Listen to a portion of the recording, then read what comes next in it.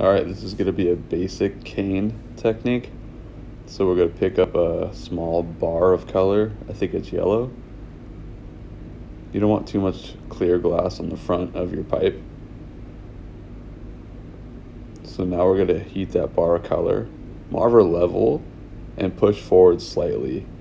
This kind of embeds or gets the pipe really close to the bar of color. The last thing you want to happen is the clear to pull away from the color.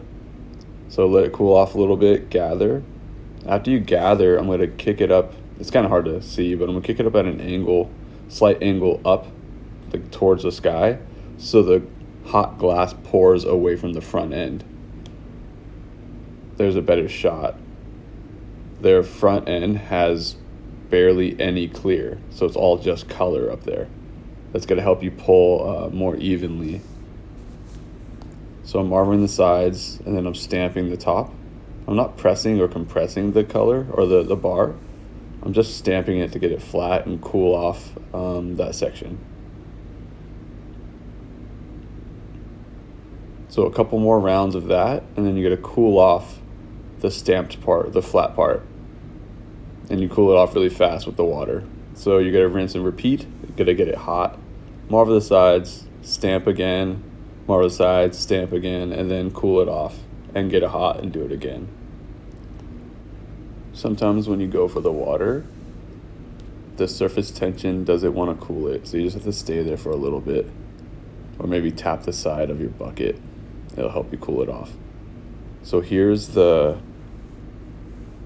post. It's one decent gather on a 3/4 inch pipe.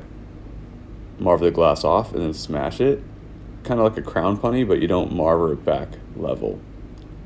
So just go let that cool off.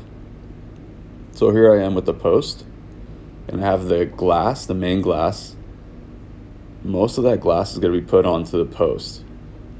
So 90% of that glass is put on the post, and then your teammate can help you out.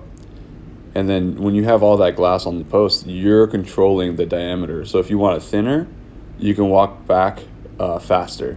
If you want it thicker, walk back slower. So that gives you pretty much all the control. Your teammate's just holding the pipe. So this is an example of how you can cut it. You can use the tile nippers or snippers, or you can use this cane chopper. And there you have it. I'm going to work on a roll-up video soon.